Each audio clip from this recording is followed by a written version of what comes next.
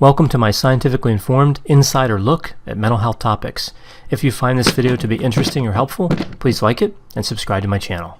Hello, this is Dr. Grande. Today's question asks if I can review the construct of schadenfreude. So schadenfreude is when somebody takes joy in another's misfortune. And it comes from two German words, schaden, which is misfortune or harm, and freude, which is joy. And a lot of times we look at the research literature, we see that it's generally considered harmful, especially if it tends to occur repeatedly, and it also has kind of an antisocial component to it. If we look at how philosophers feel about it, it's often thought of as morally questionable. Schadenfreude also exists on a personal and a social level. So as I go through these different characteristics and examples of schadenfreude, you'll see both personal and social components. So I want to start by talking about what schadenfreude is not. So it's not gloating in a victory over a competitor. That's considered arrogance. So really with schadenfreude, the misfortune has to occur because of a third party. So in that sense, schadenfreude is not sadistic. It only has one component of sadism. So if somebody were sadistic, they would cause the harm and take pleasure or joy in the harm. If somebody has schadenfreude, they're just taking joy in the harm. They're not causing anything. We also see that it's really not normal laughing at small misfortune. So if a small misfortune occurs to somebody and there's no harm occurs, that's not really schadenfreude.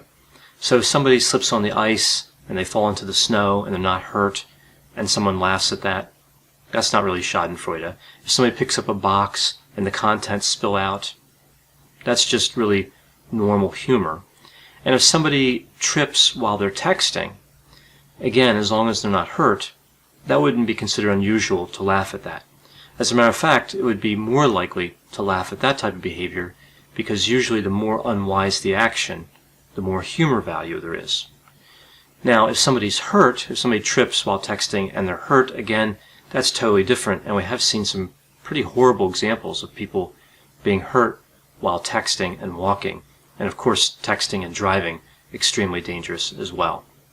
So if we're looking to differentiate more or less normal behavior from schadenfreude, it's really about the harm. If the harm is there and there's still joy, that's the schadenfreude.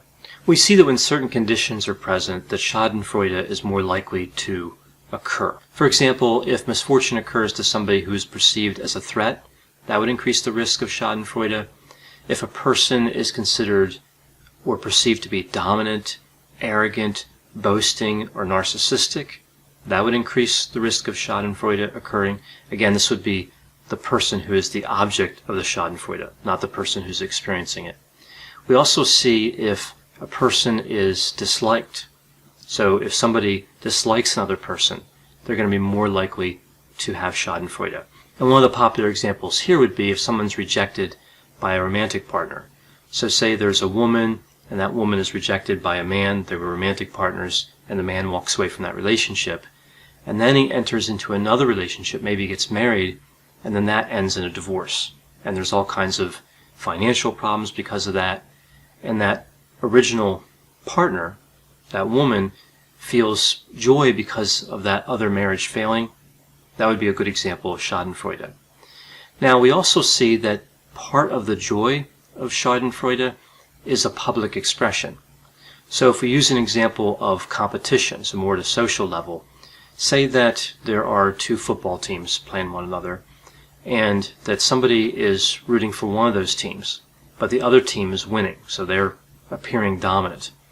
And one of the players of the other team scores a touchdown, and they're kind of gloating, right? They're doing a little dance there and everything. I know there's certain rules that restrict that, but they're gloating, and maybe none of the referees are calling a penalty on that. And then one of those golf carts that they use to move players around the field hits them and knocks them over, right? That would be schadenfreude, and the effect would be stronger if someone was with other people that supported that team that was losing. So the team that's winning, the player is injured or maybe just knocked down by that golf cart, and all the people that kind of support the losing team have this feeling of schadenfreude. Again, for some of those people, it may be just a temporary feeling, and for others it may be more of a trait. So it doesn't mean that everybody who experiences joy in that moment would, again, have that characteristic as a trait.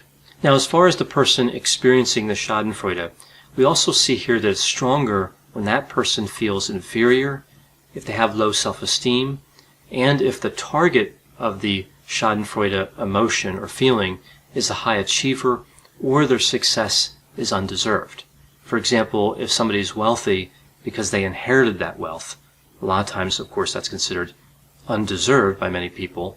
So if you're comparing your wealth to that person and you feel inferior and then something bad happens to that person, that would be really a good setup for schadenfreude. That would be where I would expect, at least in some occasions, to see schadenfreude. If an individual envies another individual, that also increases the risk of schadenfreude. And that example I gave with the wealth, we really would see envy there as well. So there are a number of theories behind schadenfreude and why it occurs. One of the popular theories is that it serves to protect or enhance someone's view of themselves. So it reestablishes their self-worth after a threatening comparison is perceived. So with that example of someone who inherited their wealth versus someone who earned their wealth, there's an imbalance there, and there's feelings of inferiority, and now something bad happening to that person who inherited the wealth, maybe losing that wealth, kind of reestablishes the self-worth. It brings balance back. In essence, it removes the basis for the envy. So in this way, schadenfreude has a very interesting relationship to envy. A lot of times I've heard that people consider envy the opposite of schadenfreude, but actually that's not true. There's another term, freudenfreude, which is when you support the success of other people. You feel joy because other people have success. That's really the opposite of envy. Envy is when somebody has a negative feeling because of somebody else's success. Freudenfreude is when somebody has a positive feeling because of somebody's success. But just because schadenfreude isn't the opposite of envy doesn't mean it doesn't have a relationship with envy. I think it's actually very aligned with envy. In one sense, schadenfreude really satisfies envy.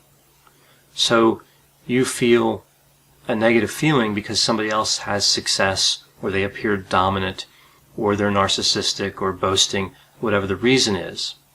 And then something bad happens to them, and you feel joy because of that misfortune. That satisfies the envy. That kind of takes care of the envy feeling. It replaces the negative feeling of envy with the positive feeling of schadenfreude. Both, of course, are negative and usually are associated with negative aspects, negative personality traits. But that's how I think it works either way. I think that, in a sense, it's either envy or schadenfreude for some people. And, of course, the schadenfreude would be the experience of positive emotions there. So I mentioned that schadenfreude isn't considered positive. It tends to lead to bad outcomes. Well, what's interesting about schadenfreude is it has a relationship with depression, of course, and by extension, disorders that are related to depression, like major depressive disorder and persistent depressive disorder. But it's also antisocial in a few different ways. If you think about schadenfreude and how someone kind of comes down from a level, so one person feels inferior, another person appears superior, and that person who appears superior comes down a level. That's not really the same thing as the person who's inferior moving up a rank. It may make that person feel better, the schadenfreude, but it doesn't offer any improvement. It doesn't actually make them better. It's leveling the playing field by bringing a high performer down to a normal level. But it's not increasing the ability or the skills of the person who feels inferior. So in that sense, it's really an immature response. Schadenfreude isn't positive. It is, in fact, as I mentioned, antisocial. I think that it comes from insecurity, and it comes from kind of a distorted view of seeking balance and justice in the world. It's seeking balance and justice in an antisocial way, and in fact, in a narcissistic way. So the irony with schadenfreude would be that it's oftentimes someone narcissistic experiencing the schadenfreude, and it's because of the misfortune of another person who's narcissistic. So it shouldn't really be surprising that schadenfreude is on the rise, because we know narcissism is on the rise. And narcissism, of course, has a very strong relationship with envy. So schadenfreude completes envy, and narcissism has that association with envy. It makes sense to be a relationship between schadenfreude and narcissism. And of course, if narcissism is on the rise, it makes perfect sense that schadenfreude is on the rise. So if someone's looking at themselves and they're saying, well, gee, I experience joy when somebody has misfortune and they're worried about schadenfreude. Schadenfreude isn't really a clinical term. It's not closely associated with a mental disorder. One could argue that it has some relationship with antisocial personality disorder or narcissistic personality disorder. But again, it's not necessarily clinical in nature. But either way, if schadenfreude appears to be a problem for somebody, it would make sense to seek counseling. It could be indicative of a personality trait that's off enough to lead to some element of distress, or again, antisocial behavior. So it's always worth seeing a counselor if there's any concern about a personality trait or a characteristic. I'm sure there are a number of people out there who experience schadenfreude or know somebody who experiences schadenfreude. If you have any other examples of schadenfreude or any other observations about it, please put those in the comments. As always, I hope you found this description of schadenfreude to be interesting. Thanks for watching.